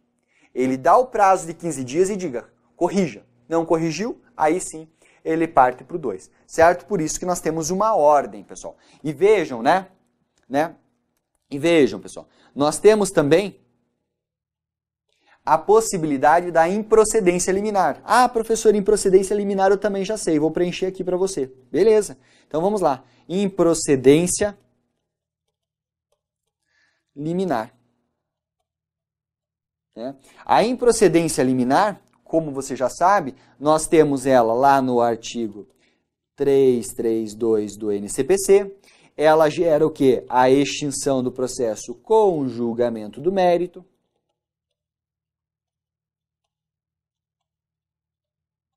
Ela gera a extinção do processo com julgamento do mérito. Ela faz coisa julgada, material e também formal. E ela nós temos aqui que a parte, ela não tem, vou colocar bem simples, pessoal, não tem direito, é uma questão de mérito, certo? Agora que eu coloquei os dois, eu pego um marca-texto só para que a gente possa, destacar as diferenças. Vejam só, no caso, do indeferimento da petição inicial, sem julgamento do mérito. Aqui é com julgamento do mérito. Coisa julgada, formal. Coisa julgada, material e formal. E aqui é vício na petição, no processo. Aqui, a parte não tem o direito. É uma questão de mérito. Certo, pessoal? Portanto, vejam só. Nós temos aqui claramente as três primeiras opções, as três primeiras atuações do magistrado a partir do recebimento da petição inicial. E agora nós estamos naquela fase que eu falei para vocês em que há a organização do processo, não é mesmo? A organização do processo. Então agora vejam cá na nossa tela. O juiz ele recebe, ele pode determinar o processamento se estiver tudo certo. Ele poderá determinar a emenda se tiver algum vício. ou a complementação. A partir dessa, né, a partir dessa emenda ou complementação, o juiz pode determinar, olha só, eu vou fazer aqui, ó, o processamento, o juiz pode determinar, dar pelo indeferimento, perdão, que não saiu, ou o juiz pode, inclusive, determinar a improcedência liminar. Olha que interessante como que fica o nosso processo. Vejam, pessoal, como nós temos aí o desenvolvimento do procedimento. Recebeu a petição inicial, o juiz olha e processa. Beleza, o processo segue o seu rumo. Agora o juiz vê que tem algum defeito. Daí o que ele tem que fazer? Ele tem que determinar a emenda ou a complementação. Se for corrigido, nós pulamos o problema e vamos para o processamento.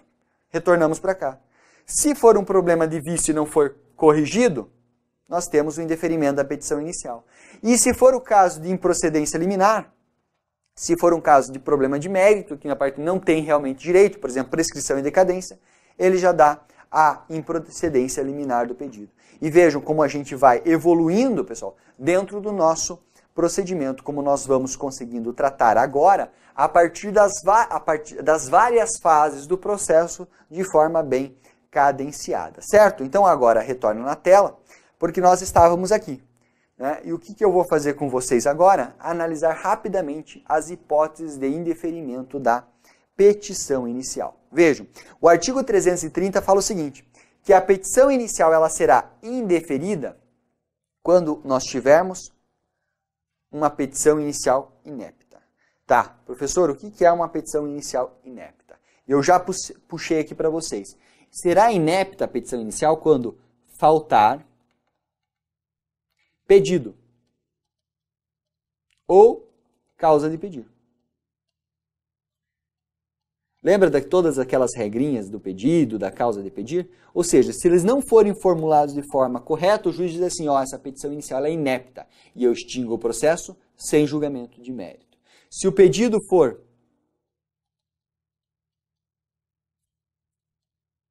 indeterminado,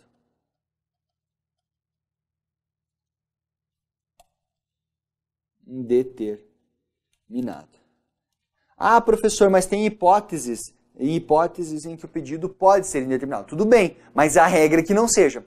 Se for uma hipótese em que o pedido deve ser determinado e a parte não determinar o pedido, o juiz intima ela para complementar. Se ela não complementar e não determinar esse pedido, o juiz extingue. Agora, se for pedido indeterminado, o juiz desconsidera esse requisito, desconsidera a inépcia aqui, certo? Fiquem atentos, porque essas exceções elas sempre estarão presentes. Se da narração dos fatos, se a narração ela não permitir, ela diferir da conclusão. Pode me dar um exemplo, professor? Claro que sim. Olha só, pessoal. Se da narração dos fatos não pudermos decorrer a conclusão. Qual que é a ideia aqui? Você dá a tua petição inicial para o estagiário fazer. Né? O estagiário pega a petição inicial e ele pega lá um modelinho e começa a adaptar o modelo. Aí ele coloca os fatos, coloca os fundamentos, tudo certinho, né? Que é do processo que ele está discutindo. Vai lá no pedido e o cara não altera. Deixa o pedido antigo da petição anterior, ou seja, o cara faz o pedido, faz lá no corpo da fundamentação, ele traz determinados fatos, traz um fundamento jurídico, chega na hora do pedido, o negócio não tem razão, não tem correlação lógica. Nos fatos ele fala de uma casa, chega no pedido ele pede que o juiz dê para o cara um carro. Certo? Se isso ocorrer, é inepta a petição inicial. O juiz indefere de pronto? Não. Ele intima a parte para que complemente, prazo de 15 dias. Se ela não complementar, daí sim. Certo? Beleza, pessoal. Vamos lá. Depois nós temos também, aqui por fim, se nós tivermos pedidos incompatíveis. Ok? Portanto, vejam só, são essas as hipóteses que nós temos de consideração da petição inepta. Bacana? Vamos lá. Sigamos. Parte manifestamente ilegítima, se a parte também não tiver interesse processual, ou se não forem atendidas as prescrições do artigo 106 e 321. Tá, pessoal? Aqui em relação ao artigo 106 e 321, é aquela parte que diz respeito, né, à atualização do endereço da parte.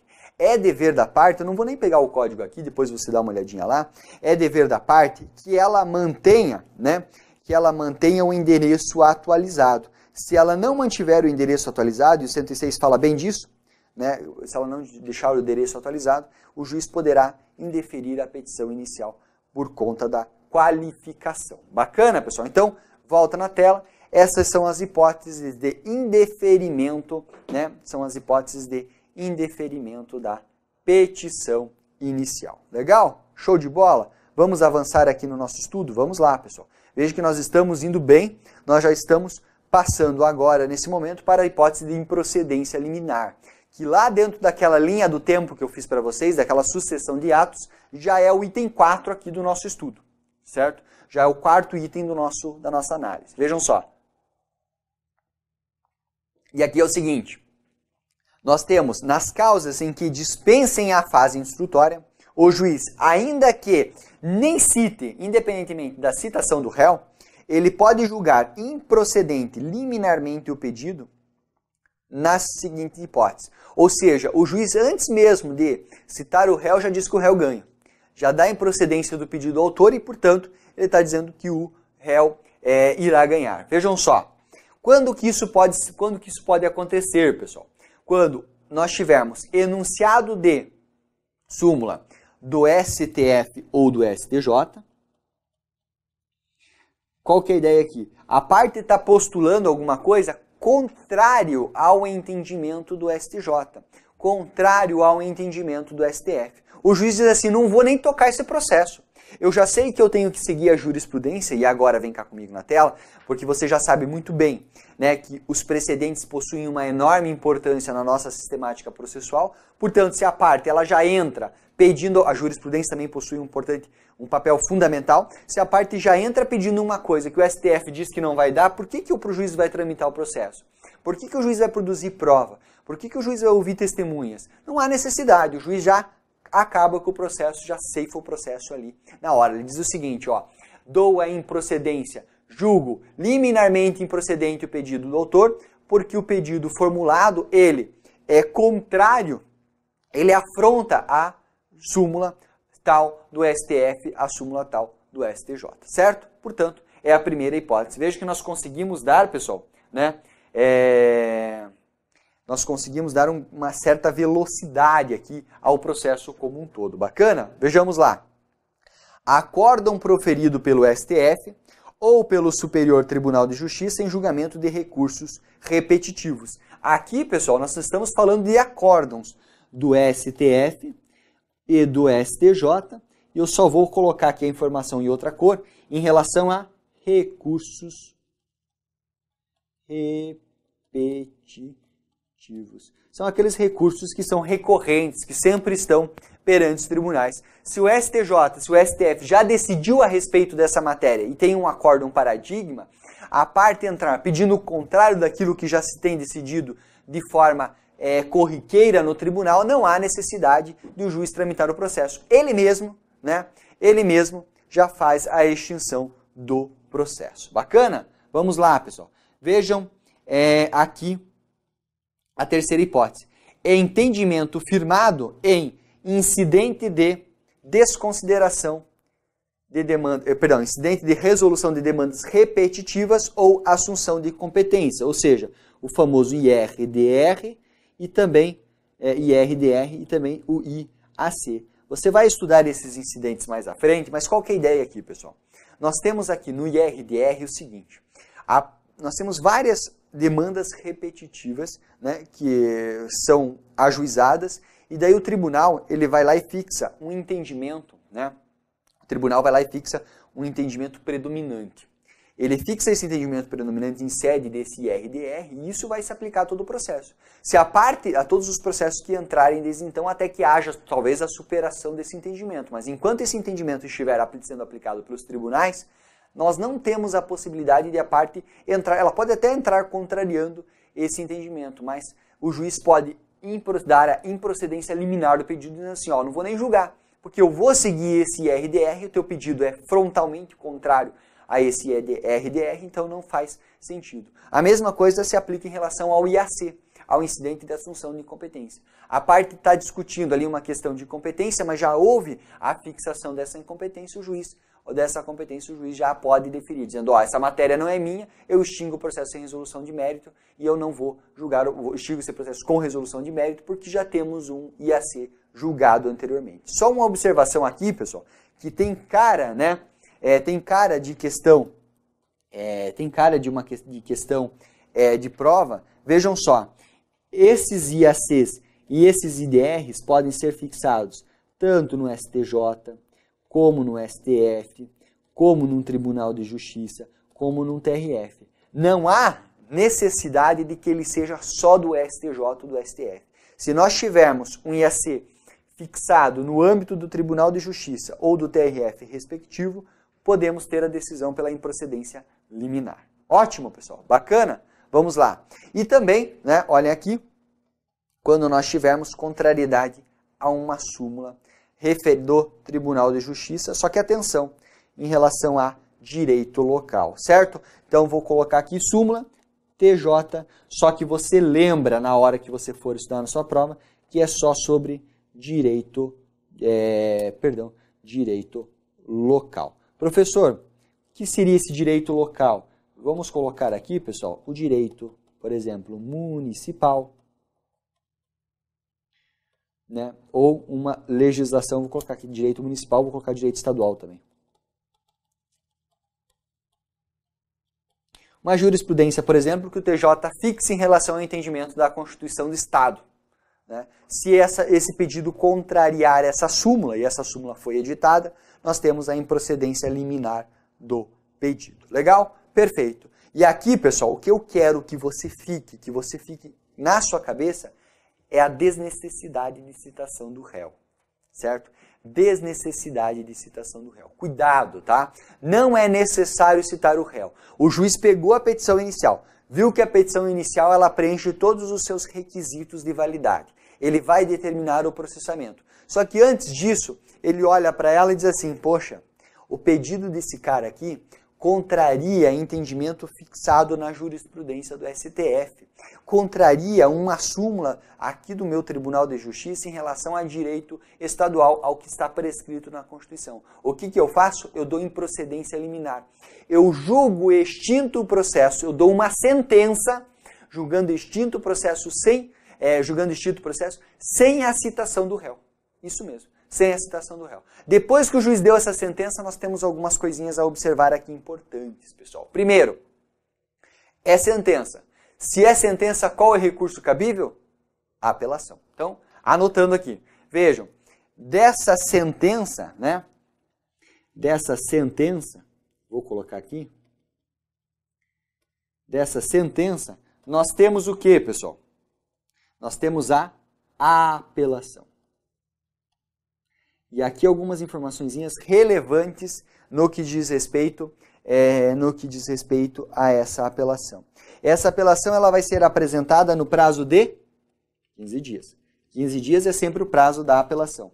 Uma vez apresentada a apelação, nós temos o que, pessoal? A possibilidade de retratação. No prazo de 5 dias. Professor, o que é essa retratação? Vejam só. O juiz deu a sentença de improcedência liminar, a parte autora foi intimada. Perfeito, a parte autora tomou ciência da sentença de improcedência. O que a parte autora pode? Apelar ao tribunal. Ela ingressa, ela interpõe um recurso de apelação. A hora que ela interpõe o recurso de apelação, ela diz assim, ó juiz de primeiro grau, pegue esse meu recurso, junte no processo e mande ele para julgamento lá no tribunal, certo? Esse é o procedimento. Você vai estudar isso na fase recursal lá com maiores detalhes, mas é basicamente isso. Recebida a petição inicial, recebida a petição recursal, no caso, o recurso de apelação, o juiz pode fazer o seguinte, ele pode olhar o recurso, dizer muito bonito o recurso, e manda para o tribunal. Ou ele pode dizer o seguinte, pode se retratar, dizer, puxa, foi mal, errei. Decidi apressadamente e posso me retratar. Prazo para retratação, 5 dias. Certo? Cuidado, pessoal, né?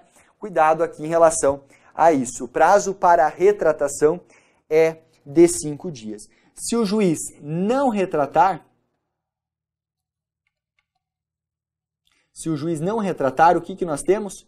Nós temos a intimação, e olha que legal, nós temos as contrarrazões.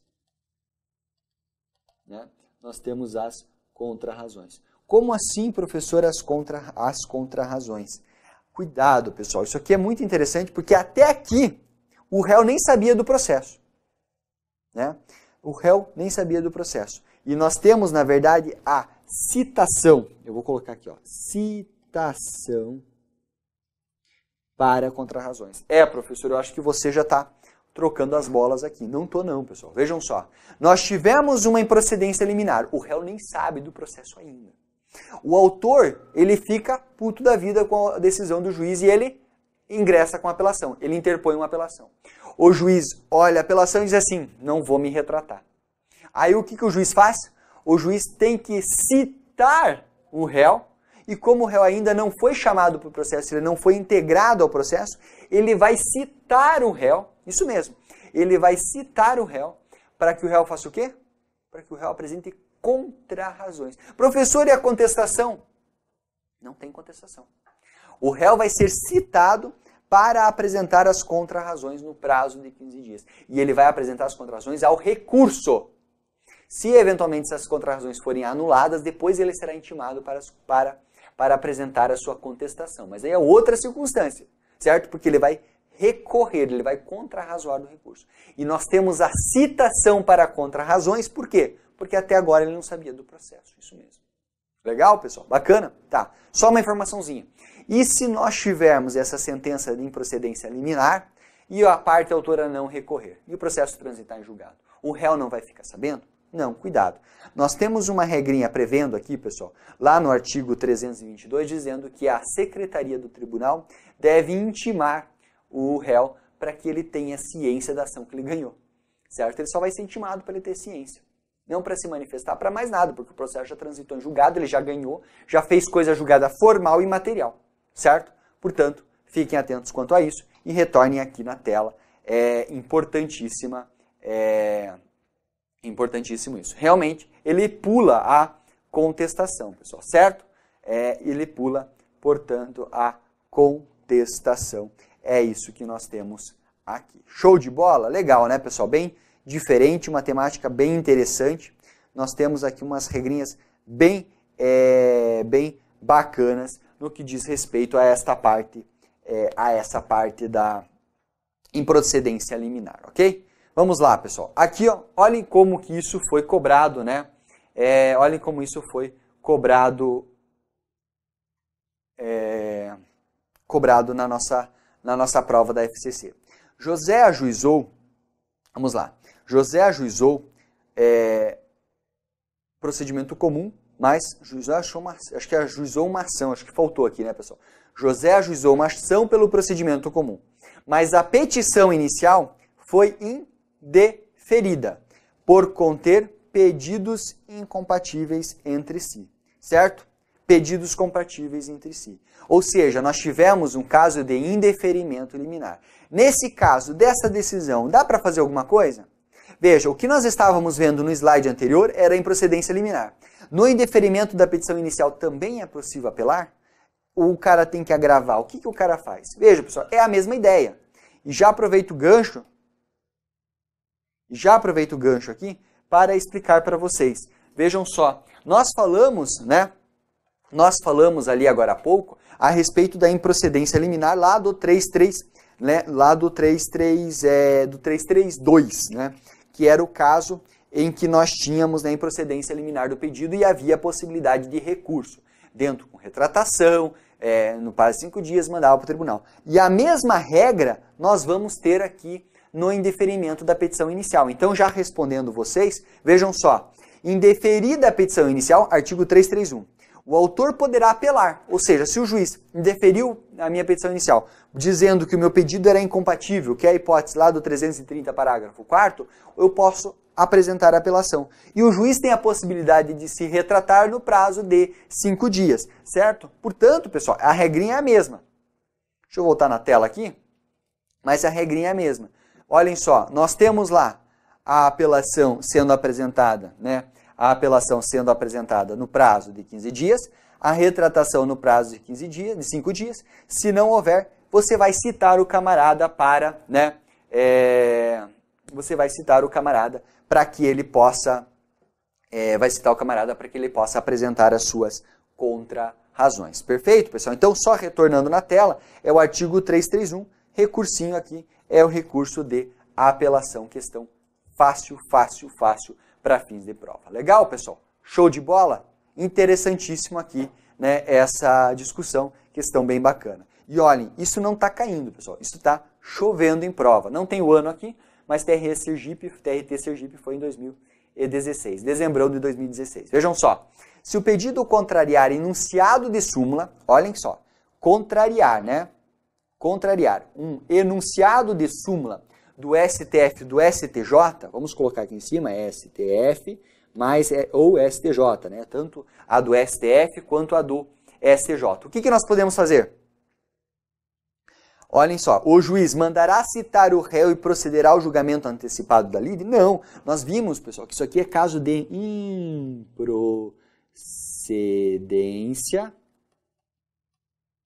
improcedência liminar. Não vai nem citar o réu, né? Está contrário à súmula, não nem cita o réu da improcedência liminar. Então tá. Ele vai indeferir a petição inicial? Não, é improcedência liminar. Cuidado, pessoal, né? Não vá confundir. Aqui ele vai julgar com o mérito da causa. Vejam só. Seguinte, julgar liminarmente improcedente o pedido, perfeito. Sem a citação do réu? Sim, desde que a causa dispense a fase instrutória. Excelente. E dessa decisão cabe apelação? Perfeito, pessoal. Ótimo. Vejam só, portanto, letra C, gabarito da nossa questão. Sigamos. Poderá julgar liminarmente improcedente o pedido, perfeito, depois de citado o réu? Não, nem precisa citar o réu, cara. Nem incomoda o réu. Ele ganha ação sem saber. Poderá julgar liminarmente improcedente o pedido depois de citado o réu? De novo, estão insistindo aqui em coisa que não existe. Portanto, letra C é o gabarito da nossa questão. Ok, pessoal? Vamos lá? Mais uma questãozinha. O CESP também cobra. Outra questãozinha, não coloquei o ano, mas de 2016. Vejamos. Julgue o item subsequente relativo à improcedência, improcedência liminar do pedido e ao cumprimento de sentença. Contra a decisão que julgue liminarmente improcedente o pedido do autor por contrariar um acordo do STJ em julgamento de recurso repetitivo, cabe agravo de instrumento? Errado? Errado, né? Nós temos o que, pessoal? Nós temos a apelação. É uma sentença, né, resolutiva, está resolvendo o mérito, portanto, nós temos uma apelação, logo essa assertiva que não está correta, está incorreta por conta da modalidade recursal que foi adotada. Certo, pessoal? Vejam só como essas questões de prova, elas não são difíceis, né? O que você precisa saber para que você possa acertar essas questões, e com certeza você vai acertar as questões, é você compreender muito bem,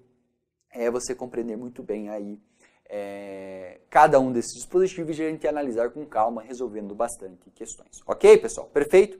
Portanto, deem uma olhadinha de novo aqui, só para que vocês fiquem atualizados do que nós estudamos já do procedimento comum, tá bom? Vejam, pessoal, em relação ao procedimento comum, nós finalizamos a parte da fase postulatória, né? Vou só apagar aqui, mas nós falamos do peticionamento. Nós estudamos também a questão do processamento, as hipóteses de emenda e complementação. E vimos que, se não forem superadas esses defeitos alegados em relação à emenda ou em relação à complementação, nós temos ou o indeferimento da petição inicial ou a improcedência do pedido. E agora vem cá na tela comigo. Como que vai ficar? Se o juiz recebeu a petição inicial, ele determinou o processamento porque ela está perfeita, ou ele determinou a intimação para a complementação e emenda e foi retificado e agora ela está perfeita, e não é caso de improcedência liminar, nós vamos para onde? Olhem só, pessoal. Nós vamos para a audiência de conciliação e mediação. Ah, professor, o réu não vai ser citado para contestar? Não. O réu vai ser citado para comparecer na audiência de conciliação e mediação. E só retomando um aspecto que você já estudou comigo. O autor, na hora que ele faz a petição inicial, ele tem que dizer se ele pretende conciliar ou não. Agora você vai citar o réu para dizer se o réu também pretende conciliar ou não. E nós teremos a realização dessa audiência de conciliação e mediação em 3 hipóteses. Que hipótese? Se o autor disser, eu quero conciliar, e o réu disser, eu também quero tentar conciliar. Perfeito. Se o autor disser, eu quero conciliar, e o réu disser que não, ou se o réu não se manifestar, teremos conciliação. E se o autor nada disser e o réu quiser, ou se o réu também não nada disser, também teremos a conciliação, certo? Mas eu não vou, pessoal, agora neste bloco, dar início a esse conteúdo, porque é algo que eu quero pegar de novo com bastante calma. Então você retorna na tela e fica aqui na sua cabeça, porque no próximo bloco, na nossa próxima aula, nós daremos continuidade ao conteúdo teórico a partir desse exato ponto aqui, quando nós vamos investigar de forma detalhada a audiência de conciliação e de mediação.